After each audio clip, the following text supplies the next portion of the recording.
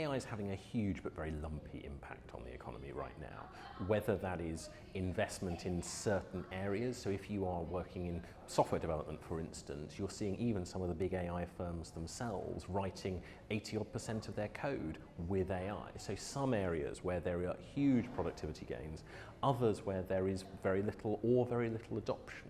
Are we going to see an increase in GDP over the short and medium term because of AI directly? It's going to be very hard to attribute it to that. But what I think everyone wants to see is a level of adoption and an increase in productivity that makes a meaningful difference. But even then, it will come with challenges because there will be some jobs that will get completely reshaped, there will others that will get lost, and many others that will get created. So it's going to be a very complicated picture. So I think there are some firms that are seeing real benefits from investments in AI, but there are many that are not seeing those quick wins that perhaps they were hoping for.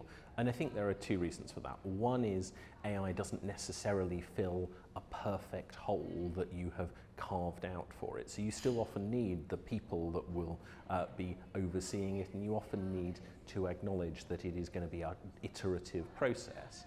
But also I think you do need to acknowledge that the kind of AI that we are looking at now needs work and needs to be made bespoke for an individual task.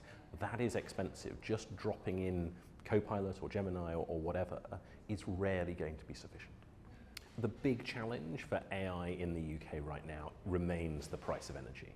Being able to power this thing is hugely important, and at the moment the UK is such an outlier, it's going to be very hard to really seize the benefits of that in the way that anyone would wish to. Now, the government has big ambitions for AI.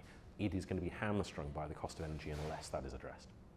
So this is a global race for talent, and the biggest issue that the UK is going to face is continuing to attract the best and the brightest. Now, whether that is to universities, whether that is to businesses, whether that is to regulators, that is going to be a big difficulty.